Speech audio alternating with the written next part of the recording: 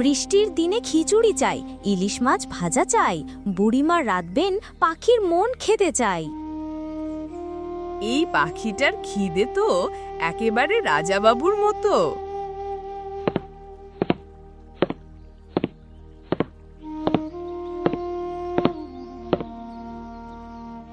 আজ তো রান্না করার মতো কিছুই নেই ঘরে, আর দোকান তো সবই বন্ধ এই বৃষ্টির জন্য। এখন কি করি? ঠিক তখনই ঘটল এক আশ্চর্য ঘটনা।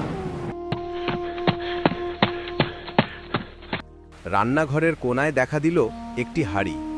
হাঁড়িটি থেকে এক উজ্জ্বল আলো বের হচ্ছে।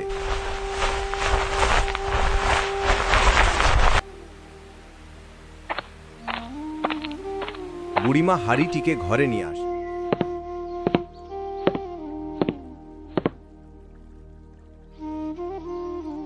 এই হাঁড়ি তো জাদুর হাঁড়ি, তুমি শুধু বলো হাঁড়িকে কি রাঁধতে হবে। হে জাদুই হাঁড়ি, খিচুড়ি আর ইলিশ মাছ ভাজা রাঁধো তো দেখি।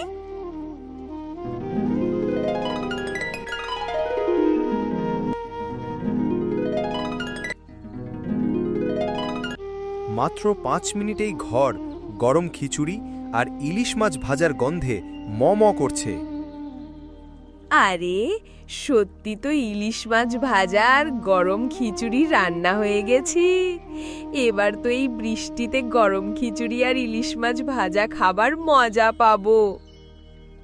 খিচুড়ি খাই, ইলিশ ভাজাও চাই, বুড়িমা রাঁধেন পাখির মন খুশিতে নাচে ভাই। বুড়িমা এই দুর্দিনে সকল গ্রামবাসীদের কেউ সাহায্য করার কথা ভাবলেন। তিনি টুকটুককে খেয়াল রাখতে বলে সকল গ্রামবাসীদের খিচুড়ি আর ইলিশ মাছ ভাজা খাওয়ার জন্য ডাকতে গেলেন।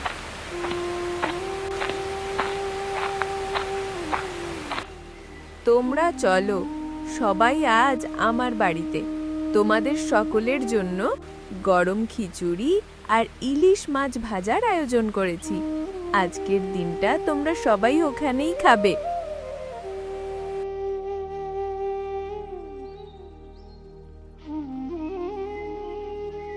বুড়িমা, এই জাদুর হাঁড়ি আপনি কোথায় পেলেন?